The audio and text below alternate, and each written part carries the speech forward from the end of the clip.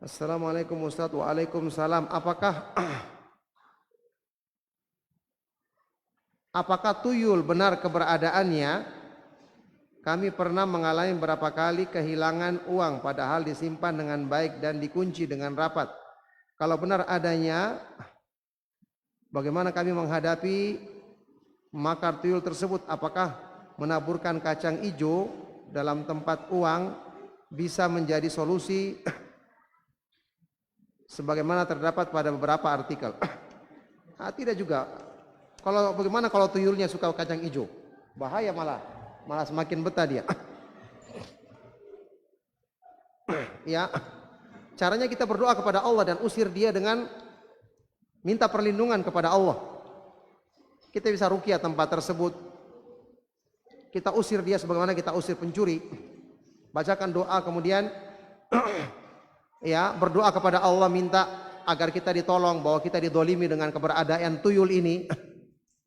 Ya, minta kepada Allah agar kita dilindungi dari karena dia mendolimi kita. Orang yang terdolimi itu kalau kita sungguh-sungguh doanya tidak akan dihalangi. Jadi ruqyah tempat tersebut, kita berdoa kepada Allah. Ya, adapun diberikan kacang hijau, ini dari mana kita mengetahui hal tersebut? Apakah ada dalilnya? Ya, bagaimana kalau di tempat-tempat yang tidak tumbuh kacang hijau? Ala kulli hal, yang benar adalah kita berdoa kepada Allah, meruqyah dan minta perlindungan kepadanya. Kita juga bisa mengusir tuyul tersebut. Kita bicara saja di tempat tersebut. Wahai tuyul yang mengganggu di sini,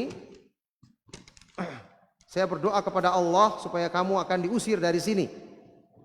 Kalau kamu muncul, saya toki kepala gundulmu. Maksudnya kita usir dia seperti kita mengusir pencuri.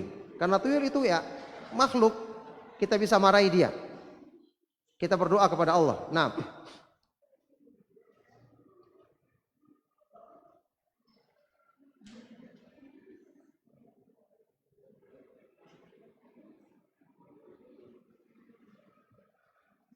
ya, mengenai kajian di Masjid Baruga Regency yang di hari Ahad itu, sebenarnya yang setelah subuh itu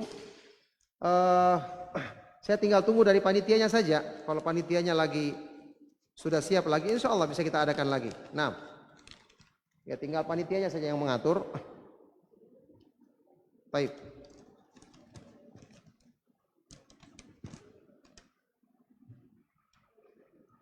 Apakah setiap salat 2 rakaat, salat wajib atau sunnah, duduk terakhirnya posisi kaki duduk istirahat atau duduk tahiyatul akhir seperti duduk 3 atau 4 rakaat di salat terakhir? Mohon pencerahannya.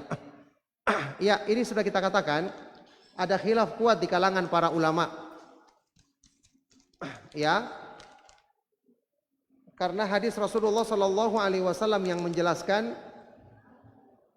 dengan rinci tentang duduk di salat itu, yang ada adalah hadis yang menjelaskan salat 2 rakaat, salat 4 rakaat atau 3 rakaat yang terdiri dari 2 tahiyat. Tahiyat pertama adalah duduk iftirash, tahiyat yang kedua adalah duduk tawarruk. Iftirash seperti duduk di antara 2 sujud. Sekarang bagaimana kalau yang cuma 1 kali tahiyatnya? Apakah dia duduk iftirash atau tawarruk? Itu yang diperselisihkan oleh para ulama. Ya, mazhab Imam Syafi'i mengatakan dia duduk tawarruk karena pertimbangannya inilah duduk terakhir. Adapun Imam Ahmad mengatakan ini adalah duduk iftirash karena ini sama duduk tahiyat awal. Asy-Syaikh Al-Albani rahimahullah taala menguatkan pendapat yang mengatakan duduknya iftirash karena itu yang sesuai dengan zahir atau ya makna lafaz tekstual hadisnya. Sesuai dengan zahir atau tekstual hadisnya, kata beliau, adalah duduknya iftirash. Nah, itu yang dikuatkan oleh Syaikh Al-Albani rahimahullah taala.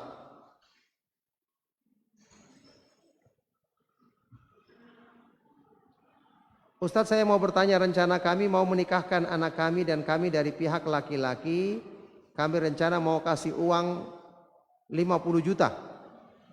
Dahan mahar 1 set emas. Ya, sudah berapa orang yang umroh kalau begini? Kemudian adat dan perlengkapan lainnya. Adatnya apa ini? Namun di pihak perempuan meminta kami merangkumkan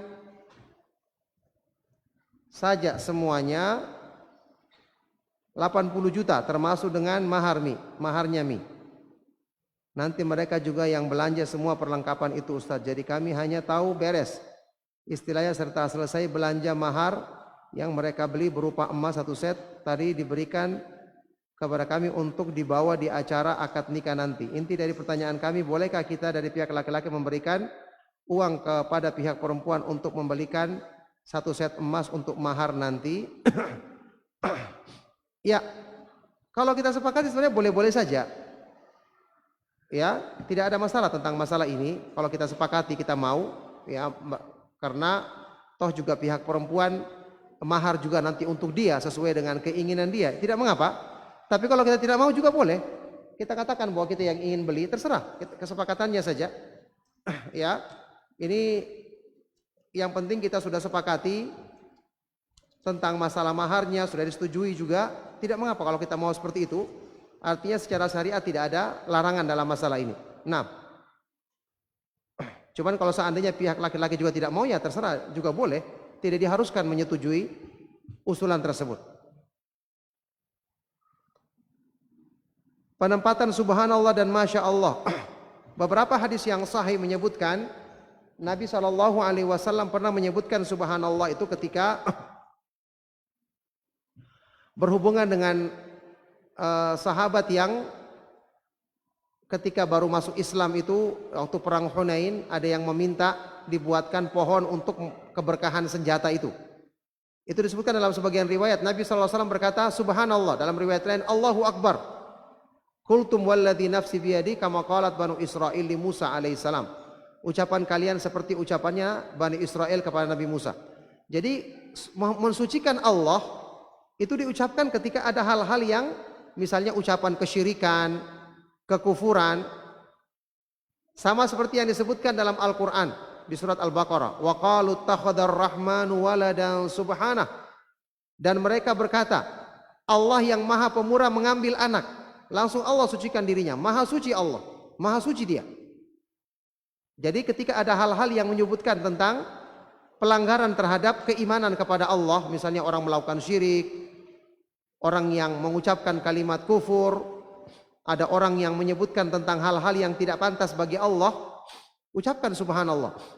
Adapun masya Allah itu ya berhubungan dengan hal-hal yang kita kagumi. Ya, kita melihat ciptaan Allah yang indah misalnya, kita katakan masya Allah. Ya, pemandangan yang indah kita katakan masya Allah. Nah, apakah boleh berdoa semoga yang saya lakukan hari ini semua bernilai ibadah? Boleh-boleh saja. Semua bernilai ibadah di sisi Allah Subhanahu wa taala.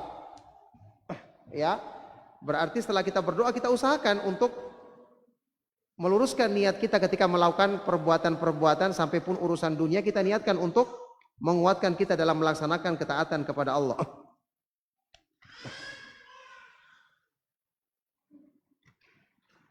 Ya, cuman sebaiknya memang doa itu kita ambil saja dari lafaz-lafaz yang disebutkan dalam syariat.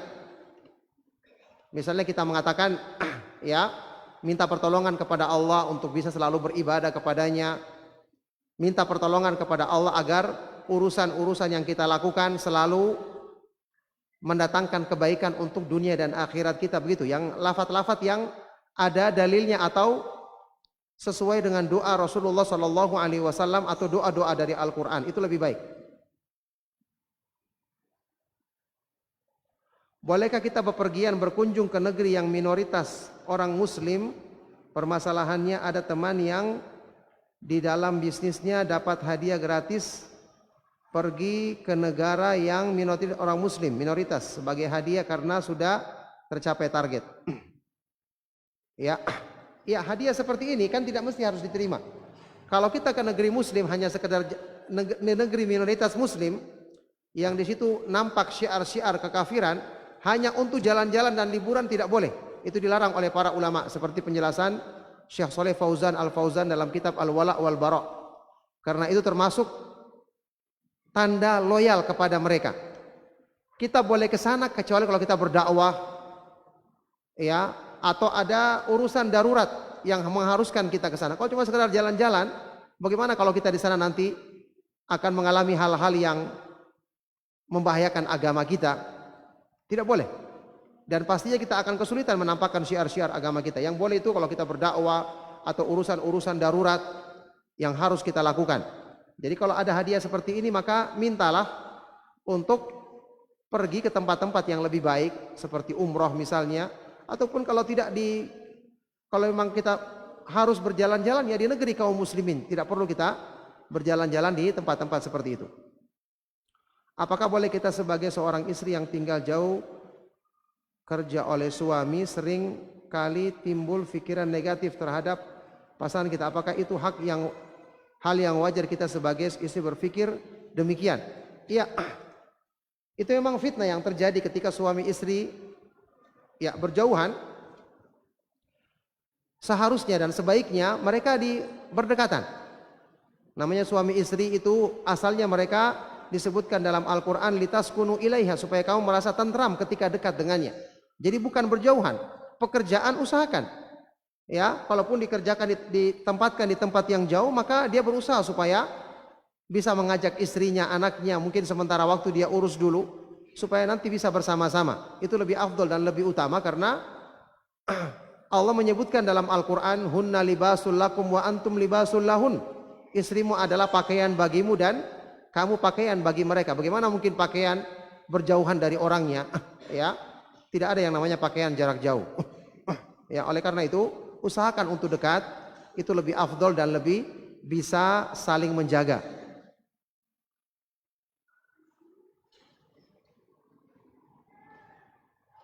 Mohon doanya Ustadz untuk anak hamba yang akan kuliah di luar kota tapi qadarullah uang pembayaran masih kurang. Semoga Allah Subhanahu wa taala memudahkan yang terbaik bagi beliau dan semoga Allah Subhanahu wa taala senantiasa memberikan hidayah kebaikan bagi beliau dan bagi kita semua. Mau bertanya tentang agen jualan paket umroh yang sekarang lagi marak atau viral di Jawa. Bahasanya itu umroh ta'awun, umroh tolong menolong gitu ya. Jadi saya sempat ditawari dengan cara saya DP misalnya 2,5 juta, setelah itu saya cari orang sebanyak 10 orang yang DP juga sama dengan saya dan info kalau ada 10 orang yang DP umroh dengan saya, maka saya akan berangkat umroh. Kondisi ini tidak dipertimbangkan 10 orang yang DP.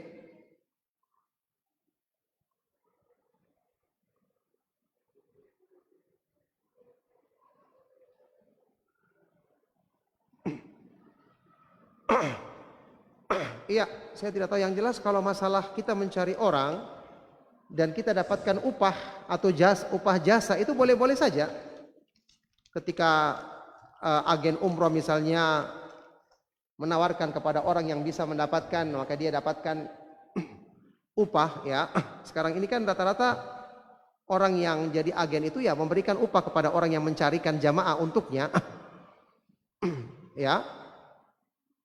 Kalau dia bisa mencarikan jamaah untuknya, kemudian tentu jamaah itu ketika ingin berangkat dia membayar DP terlebih dahulu. Ini juga nanti boleh-boleh saja asalnya kita membayar DP dulu, cuma nanti dijamin apakah benar-benar dia akan berangkat. Misalnya setelah orang yang tadi ini mengajak orang lain, dia diberangkatkan, yang setelah itu bagaimana nasibnya? Apakah dia akan berangkat kalau dapatkan orang lain, kemudian nanti DP-nya itu kalau misalnya dia tidak dapat 10 orang, berarti bagaimana nasib DP-nya? Apakah hangus? Nah, ini kan akan jadi permasalahan setelah itu. Berarti nanti di sini ada ketidakjelasan juga. Bagaimana kalau dia tidak dapat? Misalnya harusnya kan kamu cari orang 10 orang, kalau dapat saya berangkatkan misalnya. Kalau kamu tidak dapat ya sudah, saya kasih saja uang sekian sesuai dengan jasamu mencarikan orang. Nah, ini benar kalau begini. Misalnya kamu cuma dapat 5 orang, 3 orang, saya kasih per orang sekian. Kalau dapat 10 orang kamu bisa ikut berangkat. Nah, ini benar. Tapi kalau nanti hangus tiba-tiba DP-nya kalau dia tidak ikut, ini yang jadi permasalahan. Nah, jadi hal-hal yang seperti ini sebaiknya kita berhati-hati kalau tidak jelas. Apalagi sekarang ya kita ketahui beberapa di antara travel umroh itu ya ada juga yang kurang dalam berpegang teguh dengan syariat. Contoh yang paling sederhana masalah mahram bagi perempuan banyak yang melanggar. Ala kulli hal masalah bisnis seperti ini hendaknya kita berhati-hati dan hanya bermuamalah dengan cara-cara yang sudah jelas dan kita kenal orangnya agar tidak menjadi sebab orang lain terdolimi. Nah, naudzubillah min dzalik. Baik. Cukup sampai di sini insyaallah kajian kita, semoga apa yang kita bahas dan kita kaji bermanfaat. Mohon maaf atas segala yang salah dan kurang. Sallallahu wasallam wa barak ala nabiyina Muhammadin wa ala alihi wa sahbihi wa man tabi'ahum bi ihsanin ila yaumiddin wa akhiru da'wana anil hamdulillahi rabbil alamin. Subhanakallahumma wa bihamdika asyhadu an la ilaha illa anta astaghfiruka wa atubu ilaik. Wassalamu alaikum warahmatullahi wabarakatuh. النجم والشجر يسجدان